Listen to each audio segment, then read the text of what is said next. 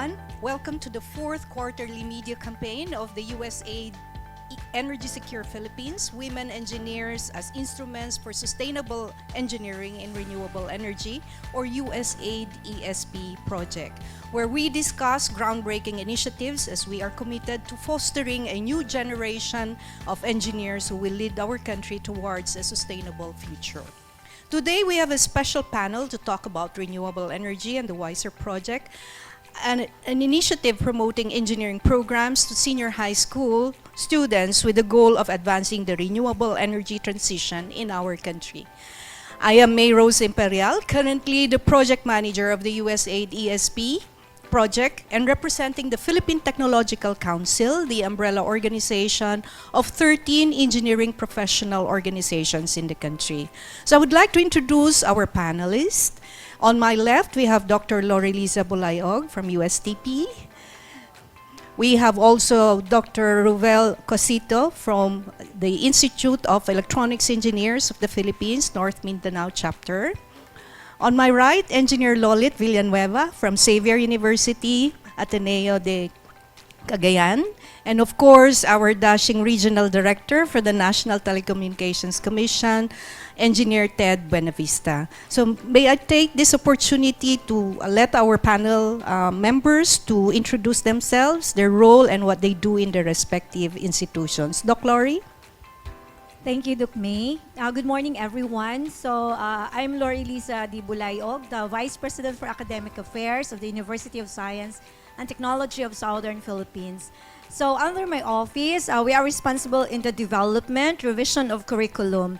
So at USTP, our mandate is to offer programs on the science and technology. So with this, we ensure that our programs are aligned with the mission and vision of the university. And one of this is bringing the world of work, meaning as much as possible, we do ensure that our programs are aligned with what is the requirements of the industry. At the same time, one of our mission is we are bridging or linking the education to economy. So that means our program is assures that our graduates, when they graduate, will be able to help the economy of the Philippines by being in the workforce in our industry. So I think that's all, Dr. May. Thank you, Doc Lory. And we also have Doc Ruvel, please. Thank you, Doc May. I am representing the Institute of Electronics Engineers of the Philippines, North Mindanao chapter.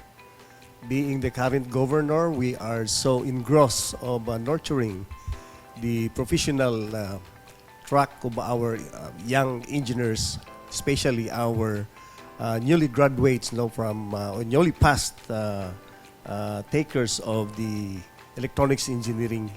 And as we all know, we have some sort of an observation wherein we have a depleting number of our enrollees in the program.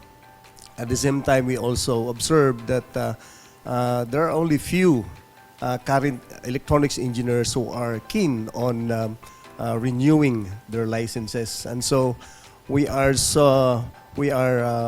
making some initiatives wherein we would be able to promote not only the role of electronics engineers in the midst of Industry 4.0, and at the same time, we are looking forward to the sustainable professional contribution of our electronics engineers to the industry. Thank you, Doc Ruvel. In addition, it's not only the electronics engineers are depleting in the number, but generally only 27% of our STEM students really go to engineering. That's across all programs. So that is really quite alarming, as we would be seeing less and less are takers for the engineering field. So on my right, we have Engineer Lolit, please. Good morning, Doc May, and good morning, everyone. So I am Lolit Villanueva, representing Xavier University, Ateneo de Cagayan. So I am the Faculty of Electronics Engineering and currently actively involved in research and development. So I publish and we publish papers that is published in Scopus. And currently I am active in engaging as co-author of international authors of technology development. So again, I am involved in research, and the Xavier University is very grateful for this WISER project because it involves another project to be pursued by engineering student for this project, renewable energy. So I think that's it for the representing Xavier University. Thank you. Thank you, Engineer Lolit, and of course, Engineer Ted from one of our government agencies.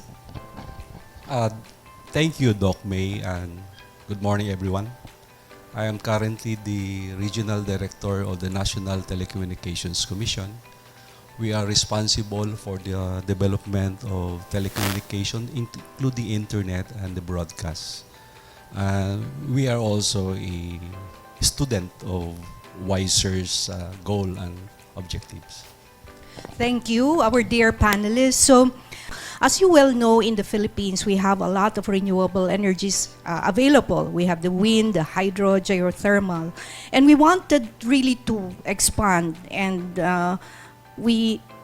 in fact, this project, WISER project, is one of the capacity building activities of the Department of Energy, with the objective to transition the country from non-renewable energy to generation to more sustainable, renewable energies. Special thanks, of course, to USAID Energy Secure Philippines for funding the project.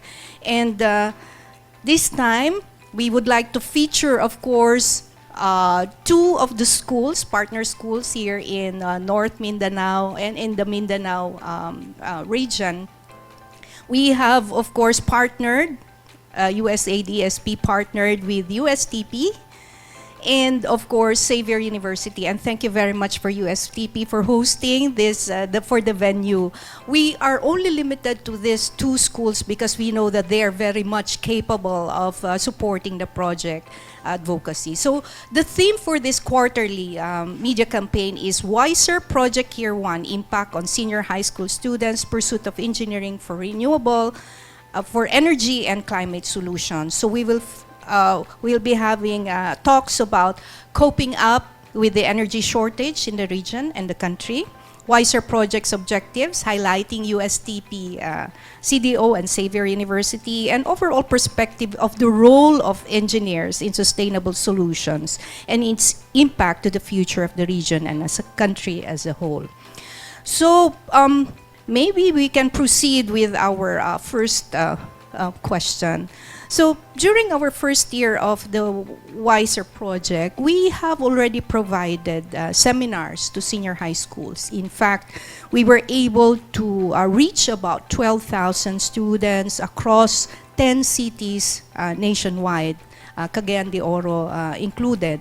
And we also provided workshops, provided WISER, the app, in the mobile app. We have both available in iOS and in Android.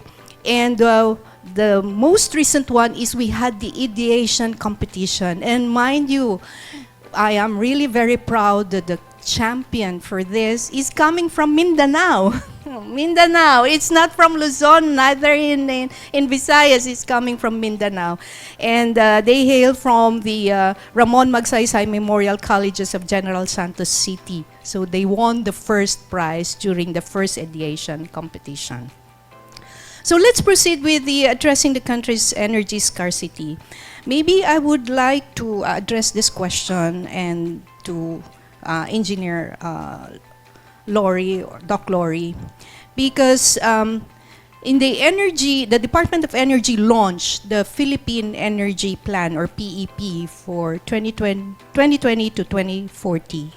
And they target to have renewable energies to as much as 50% in 2040. Would you happen to know the energy demand of your respective university or institution, and how are you coping up with this demand? Or are there any measures that you are currently undertaking? I think the question can also be dropped to any of our panelists. Doc Lory? Yes, thank you, Doc May. Yes, in our university, specifically in Cagayan de Oro campus, we have really high energy bill, electrical bill. In fact, we are already on the approximate amount of 2 million per month on that aspect. So the university being one of our area of specialization, which is actually we have two main area of specialization, that is food security and energy sufficiency, specifically energy sufficiency. And we know that for energy to be sufficient, energy sources should be effective or efficient, efficient.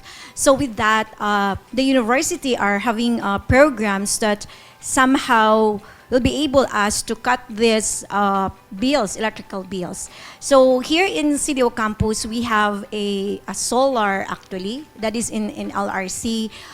Somehow it can give us around almost, if I'm not mistaken, almost 1 megawatt of power.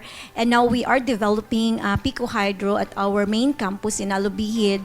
And we are talking to some of private institutions. So we just have meetings with the Boitis twice already with the president.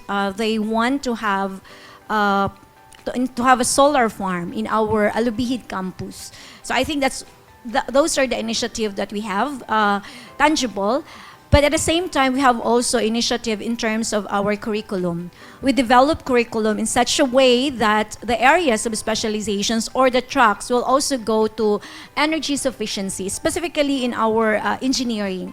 And 2 years ago, we have offered our PhD in energy engineering. And next year we'll be offering a master's degree as well, so that the alignment from the bachelor going to the PhD will be on this area. So the focus of these programs are more on how are we going to innovate or to do something, technologists and engineers, in such a way that our energy sources will be efficient, specifically on the renewable energy. So we are actually addressing SDG 7. And not only on our bachelor, master's degree, and our doctoral degree, but also with our senior high school, in our high school. So we have a feeder school here, and we are specializing on STEM. So that's the reason why we are very much grateful for WISER, for this activity, for USAID, for involving USTP on this, because this is really our trust. Thank you, Doc May. Thank you, Doc Lory. Indeed, USTP has really moving towards advocacy also of renewable energy. Maybe I can also ask the same question to Engineer Lolit for Xavier University. Yes. For Xavier Ateneo, with the adaptation of the technology, so it is of course an increase also of energy consumption. So this project is very timely because Xavier Ateneo is focusing now on the campus of the future. So this is now in SM Uptown, near SM Uptown. So renewable energy is very important in building the campus of the future because it focuses on the green building. So by that, we are using now renewable energy to lessen now the cost of the use of energy. So these projects really can help. So, University of the Future. Yes, Yeah, campus of- thank you, Engineer Lory. A follow-up question, maybe I could address this question to both the gentlemen here, representing the professional organization and a government agency. What do you think is the biggest hindrance to the promotion of renewable energy technologies and clean energy solutions in your own perception? Maybe we can start with Engineer Ted. Thank you again, Doc May. I am seeing it as a problem that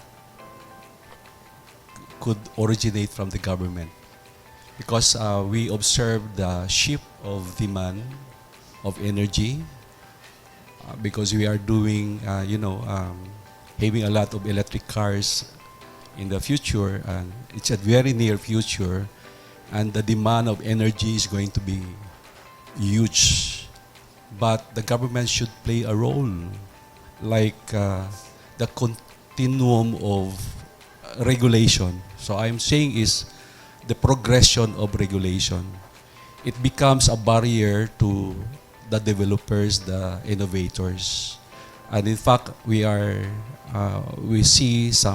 observe also that when you restrict the development of technology by way of regulation, that is tantamount of disservice to the community. So the problem is, again, the policies and regulation. The government should shape also, like maybe establishing an annual regulatory plan to make sure that those barriers of entry to this type of technologies will become easier, not really a barrier. So government needs to shape also another innovation so that regulatory part will be also addressed. Sir Ruvel, May, as a professional organization, perhaps I can share this in the context of being in the academy also, because Yes. I am wearing two hats at the moment. I am the Dean of the College of Technology, and we are so engrossed also of looking forward into coping up with the Industry 4.0. And we know that in this energy crisis that we are experiencing, not only locally but also in the global arena, this has something to do with the challenge for the academy to really cope up with the current trends of time. In fact, since time immemorial, when we have had established our renewable energy, coming with our several solar panel, no, at the top, the roof deck of our learning resource center of the university, we were already investing so much money on smart grid in such a way that we would be able to cascade the technology into our programs in our electrical engineering or even our electronics engineering, as well as our technology. Doc Mayo, we have in our college, no, we were offering the energy systems and management. And this does not only address on the conventional and traditional energy generation technologies, but we are also covering renewable energy. In fact, in conjunction with the current initiative with the university, no, relative to smart campus. Yes, we have initiatives already of tracking down which among the buildings of the university is very costly in terms of energy consumption. But in terms of nurturing our research and development ecosystem, we are promoting amongst our students, no? Not only in our graduate programs, but also in our undergraduate programs, to really pursue research and development relative to addressing energy systems or energy systems and management. good to note that the College of Technology has this program on energy management. Okay, so highlighting now the schools, and one of the main objective of the USAID ESP WISER project is to increase engineering enrollment, which will also yield an increase in professional engineers. And I've mentioned earlier that only 27% of the STEM graduates really goes to engineering. And among engineering programs, they would also go to various disciplines. And it is also noted that only 2 out of 7 are actually girls in the engineering. So this is something that we are really working on. So this question is addressed to both of our gorgeous ladies. When the WISER project was initially presented to you, what made you endorse such an undertaking to your university to become the partner school in Cagayan de Oro, and what were your expectations for this project and this partnership? I think I would like to start with Engineer Lolit. Thank you, Doc May. So Xavier Ateneo has a large number of STEM, senior high school. So I think awareness to them, the impact of engineering profession, the importance in society, especially with the research and development, that the world needs engineers.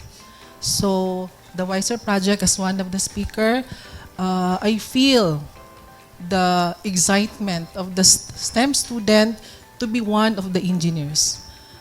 Only that some of them are financially challenged. So I think the government involvement, like the scholarship, is very important, and the collaboration of the private industries. So this WISER project, I am so grateful to be part as a speaker and Xavier Ateneo as part of this project. And thank you, Engineer Lolit, for for the short invitation when we had you as the speaker. Let me direct the same question to Doc Lory. Yes, Doc May. So, yeah, when USTP was, when you have invited USTP as a partner of WISER project, of course, we could not say no. It's not just you being our friend of the university, but we know how this project will impact our students. So here at USTP, part of our RA 10919 is we can offer senior high school as a feeder school for our engineering and science programs. So we have maximum of can accommodate a maximum of 500 students in this aspect. Now, our students are actually, if I may say in terms of data, it increases from 47% to somehow almost 60% of them would want to take up engineering programs. And the good thing with us is we have a policy at the university that our graduates in our senior high will be automatically admitted in our university. So this number of students will go in engineering. In fact, our numbers of students, if I may, 2,000 plus are actually in the engineering. And when WISER was being introduced to us, it helps our students understand more what the engineering professions are, specifically all of the engineering programs profession.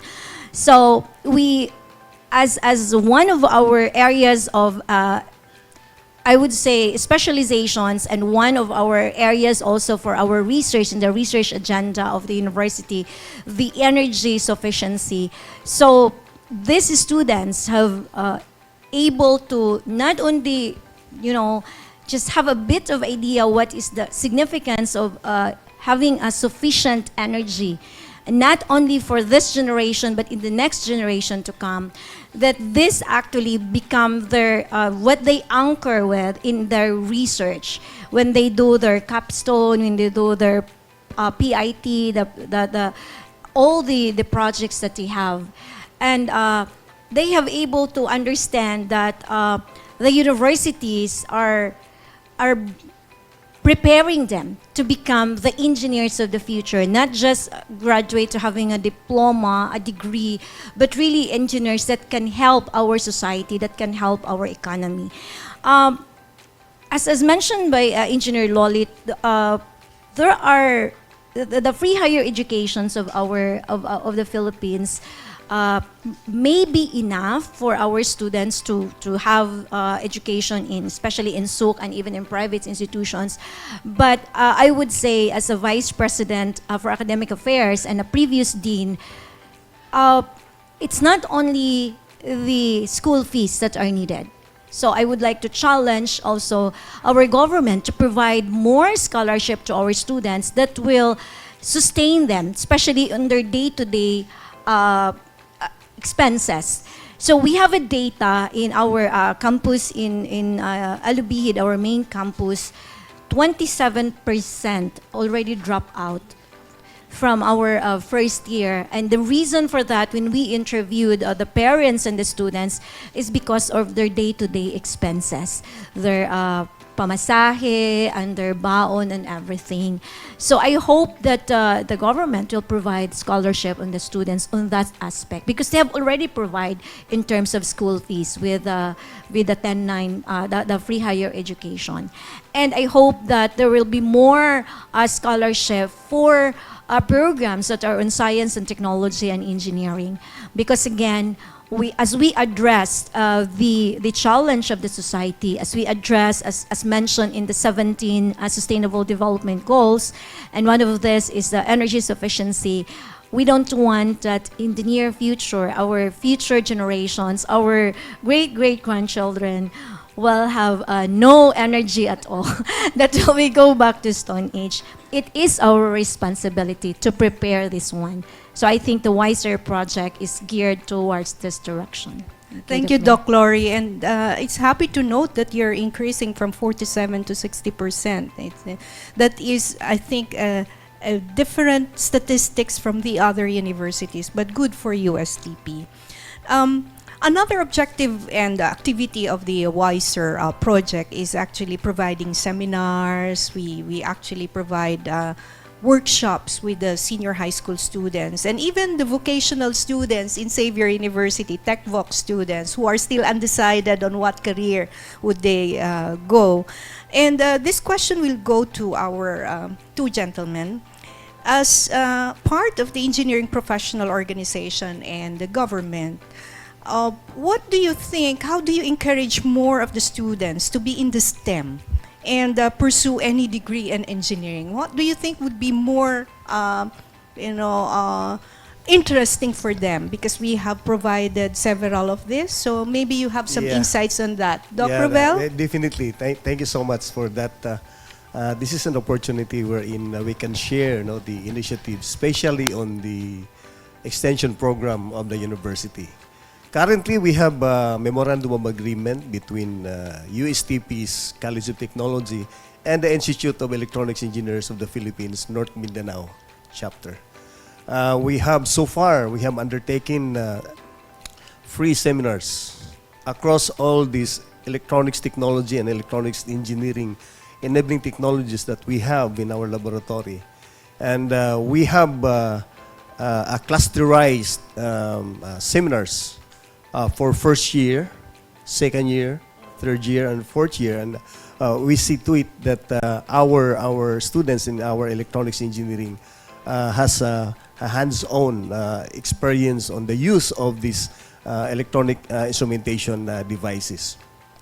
And right now, we also have, right here in this summer, we have a summer camp on robotics. And we are so happy that our partners in junior high school and senior high schools, we have partnered with DepEd, specifically on Cagayan de Oro City National High School.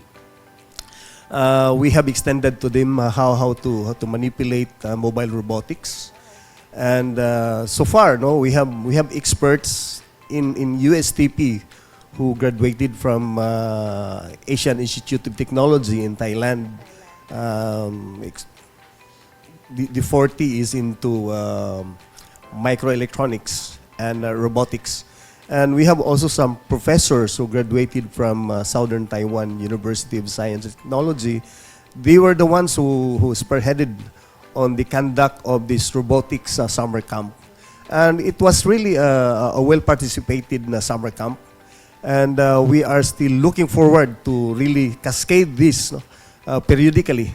Of course, with the partnership between ICEP-NM and USTP, we might as well extend this. Perhaps we can spin off some sort of extension programs, not only for this robotics, but we can also extend how to generate energy out of just using solar energy. Yes, thank you, Doc Ruvel. And of course, from the government side, how do you even encourage our STEM students to pursue engineering, Sir Ted? Doc May, I am seeing it again. The data suggests on the senior high school that there is a great number of students that are not aware about the significance of engineering. Second is they are undecided. But remember that the demand of energy will be tremendous for the years to come. So the generation side. But there is also a demand of people that will manage the energy sector. If these students will be aware of the significance of engineering, then most likely they will shift their attention and focus to engineering courses.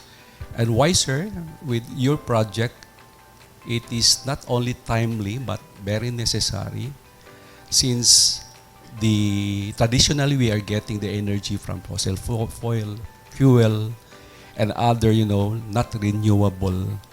But since we shifted to, more on electric driven,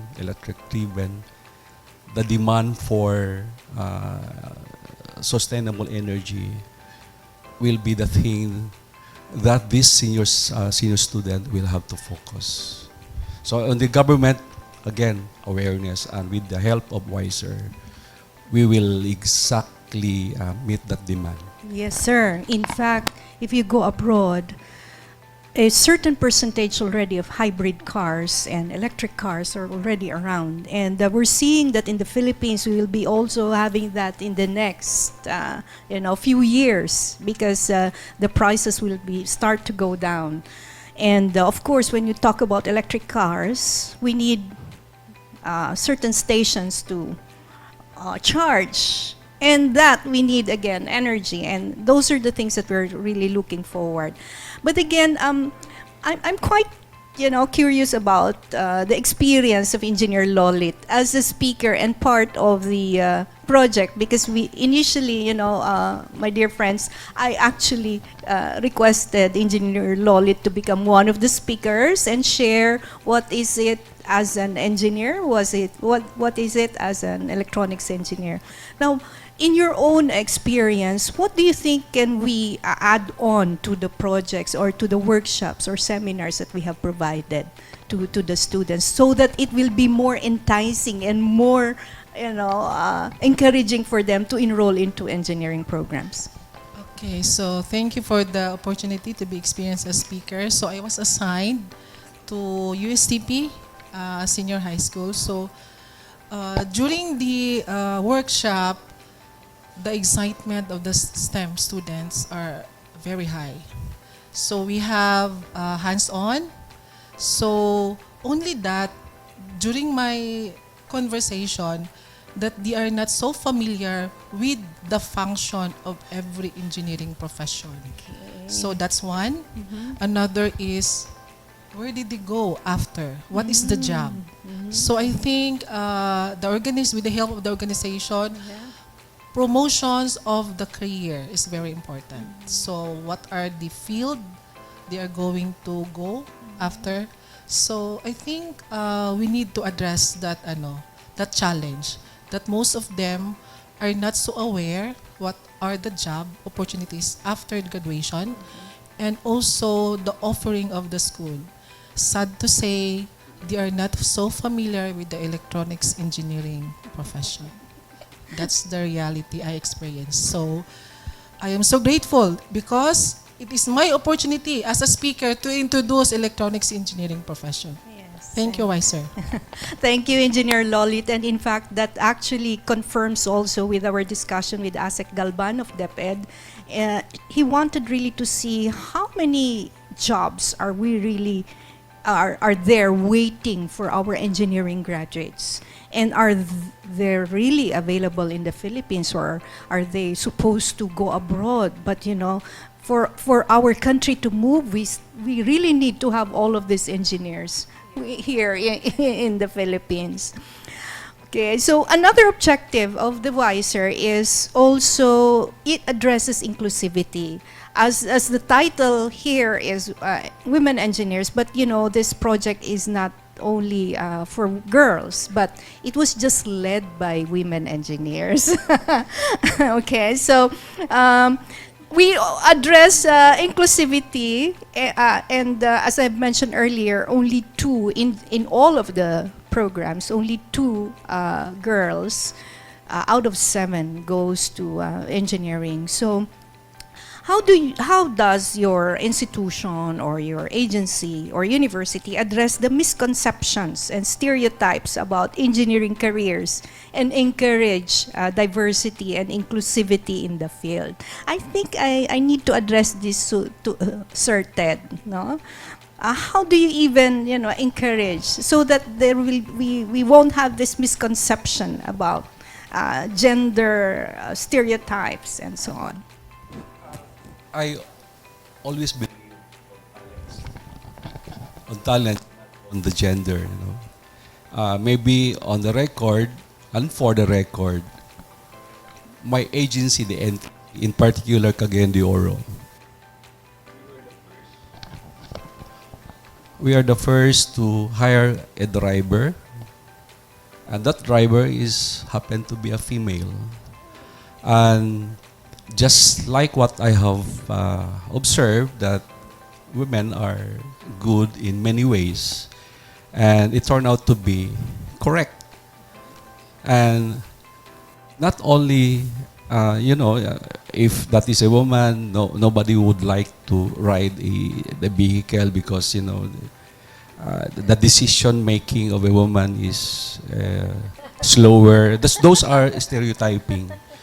But with our hiring as a permanent position, that belief, changed and shifted, that it's not about the gender, but it's all about the skills. And we should not see women as weaker than men. So we encourage, and in fact, we help establish the move, the men opposed to many violence against women. Telling the stories to the soldiers that, even officers of the soldiers, we are having women. And they are good managers, they are good leaders. So that's one way of encouraging other government agencies that NTC is doing that. We might as well do that. Thank you, Engineer Ted. Doc Ruvel, any words on that or your insights on that? Yes, Doc May. I for one, no, I am a submissive husband. And I always submit myself to the wisdom of my wife. No?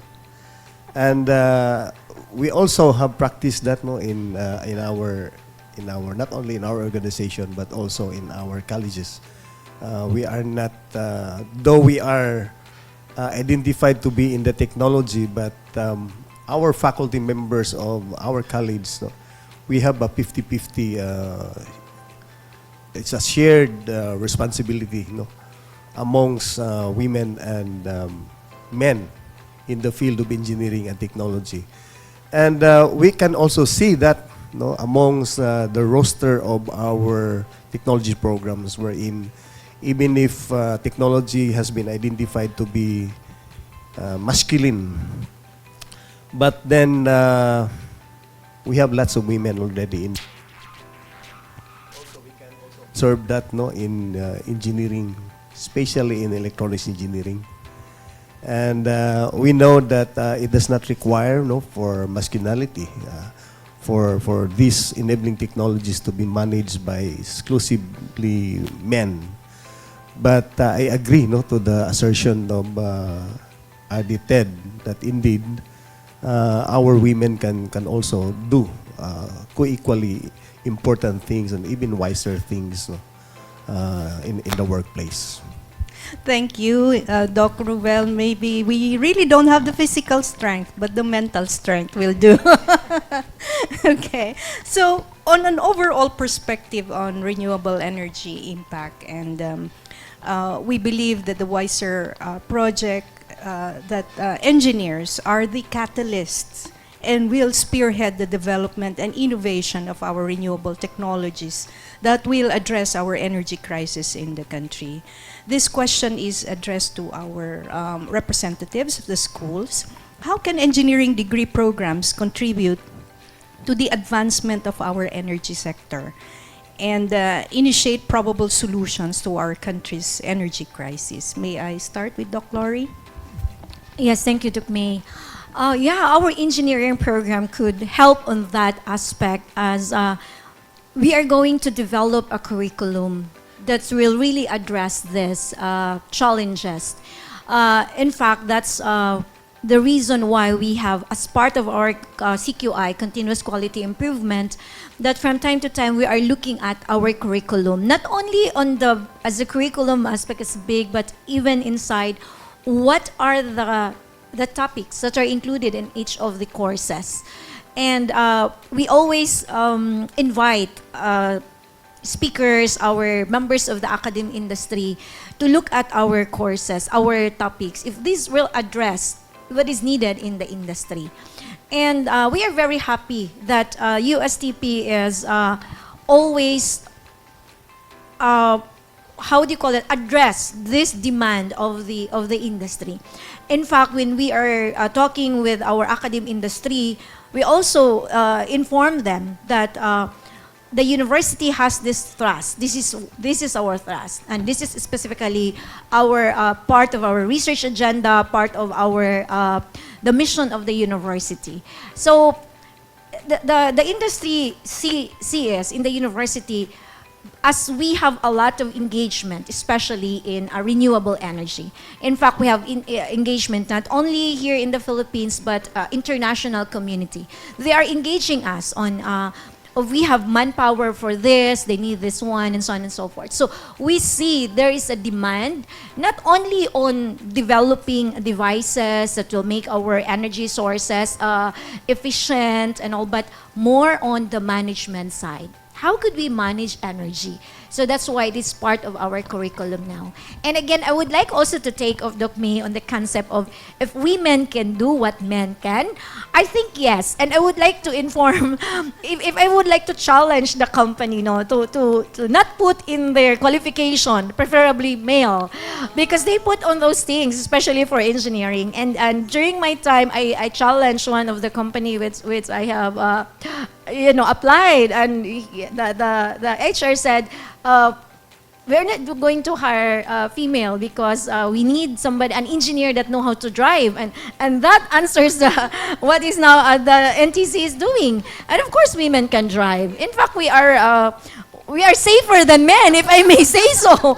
And then one of the question is, we need male because engineer, because we need someone to climb on the tower, and said, I can climb the tower. I have climbed in my younger days, coconut trees and so on.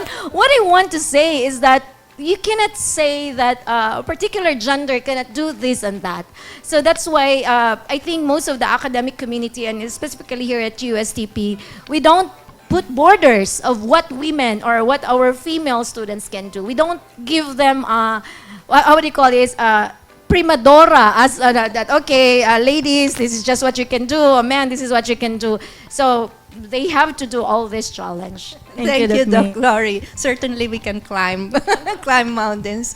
Engineer Lolit. Okay, so before I'm going to answer the question, so in addition to the women engineer empowerment, I can take part of it because I was awarded as Filipino engineer under PTC, Women Engineer. So inspiring. Thank you so much, PTC and Women Engineer Organization. So, and we are planning to have a Mindanao Women Engineer Organization. Yes. With the help of Doc May, I think we have a meeting tomorrow with the other women engineer. So this is in collaboration not only for electronics, but all engineering profession run by women. So this only for boys, but women engineers also empowered. So from your question, in addition to curriculum, I think we also focus on the R&D support, research and development, because the students have so many ideas, but the question is the financial support. I think we expand or we allocate more budget, government on research and development, and the sustainability of the project. It's because after the funding, that's it. So the sustainability is also being budgeted by the government to enhance the project development more. Thank you, so Engineer much. Lolit. This question is addressed to Engineer Ted. So, as a regulatory body, are there any available incentives given to companies that invest in renewable energies, or are there any plans that you would include such? I like that question. Doc May, because traditionally the government, when you say government, it's all about control. But it should not be control, more on, shall I say, policy incentives, establishment of policy incentive.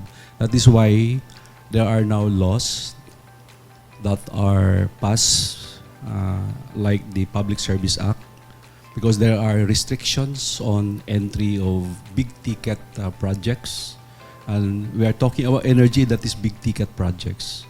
And the regulatory body is now being tasked by ARTA to establish their own annual regulatory plan. And this annual regulatory plan will seek rules, regulations, and other policies that are restrictive to entry of, especially on competition, in the sector that is needed by 2040, under the Ambition 2040. And to the NTC, we are now going to establish our own annual regulatory plan. And fortunately, I am also part of that as being the co-chair for the establishment of the annual regulatory plan.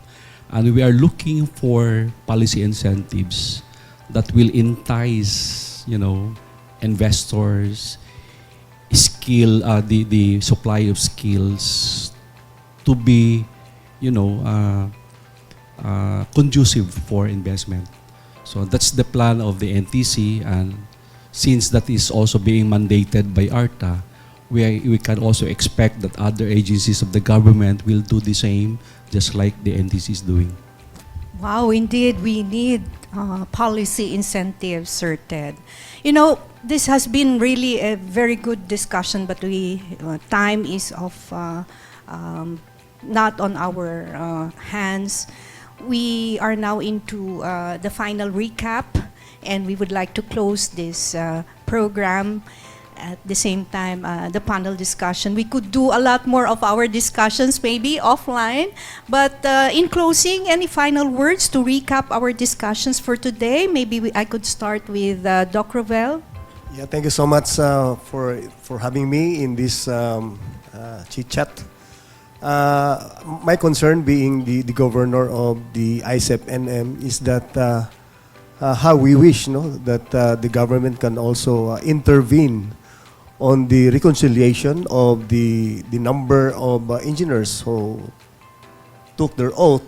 At the same time, the number of engineers who renewed their licenses, because for now we have a very big discrepancy, because engineers in the industry, they're not compelled to renew their licenses, and we are seeking intervention from the government. Perhaps DOLE can compel our partner industries to encourage their engineers to really renew, because for now our observation is that we have also a depleting number of professionals who join professional organizations, and they're not quite keen on renewing licenses. So that is our challenge. Of course, we are promoting the profession by way of providing this continuing professional development. And it's not enough. It's okay for the academe because we are mandated by CHED, by the Civil Service Commission, but our partners in the industry, how we wish the government can also intervene on that. Yes, we need more of our licensed engineers as well. Doc Lory? Thank you, Doc May. I would like to take this opportunity to thank, of course, Doc May for including USTP in this WISER project. So on behalf of the administration of the University of Science and Technology of Southern Philippines, would like to say that the university it is our vision, it is our mission to really link education to the economy. And God, through that, we will be able to help, our graduates will be able to help the economy of the Philippines, specifically on the energy sector. So if I may, as you continue this Wiser project for another year, as you mentioned, may we still be a part of this, and maybe one of your activity is that our students, especially in our senior high, for them to be really more about energy, how it is very important. Maybe we could have them a sort of, I don't know if you call it as immersion program. So USTP has a center we called an Affiliated Renewable Energy Center, AREC. So we partner with DOE, and this is in pursuant to Republic Act 9513, if I'm not mistaken with the number, the Renewable Energy Act. With this, USTP actually have goes to so many community, and we look at how our renewable energy programs of the government is being implemented. So maybe with that, our high school students, our senior high would see the significance of what we are doing. That it is just not more on the classroom discussion, not just on the corner walls of the classroom, but how it is important, our program, our degree, how it is important to the community. Yes, Doc Lory, I think I'm quite interested in that center that you have made mention. Engineer Lolit? Okay, so Doc May, thank you so much for considering Xavier Ateneo to be part of this Wiser project. Hopefully, the President will ink another documents for the continuity of your project. So I think that's 1 year, and I think we hope another year as engagement. So we have so many challenges with the engineering profession. Xavier Ateneo is very active in community service.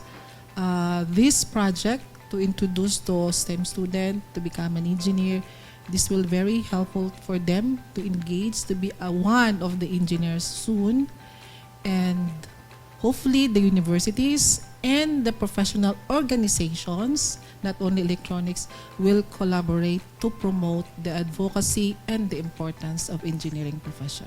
Thank you so much. Thank you, Engineer Lolit, and we hope that we will be having more of the activities at Xavier as well. Sir Ted, as a government representative? To be frank, I am really happy and for this commendable project of USAID funded Wiser, because you are a believer. At the same time, you are not supposed to be a bystander of things to come. You are trying to solve the revealing problem, not only a latent problem, but revealing problem. And good that you gave us a chance and opportunity to be part of such a commendable project. Congratulations, Wiser. Thank you, panelists. Thank you, Sir Ted. Thank you, Doc Ruvel, Doc Lory, Engineer Lolit, of course, Sir Ted. This has been really making a significant impact. Not only, we're not talking already of our generation, but for the next generation to come and our future engineers as well. So to keep you updated and learn more about the Wiser project, like and follow our Facebook page, PTC Women Engineers Network. And thank you for joining us today on our quarterly media campaign of the Wiser project. Until next time, stay inspired and keep innovating. Have a good day, everyone. Thank you very much.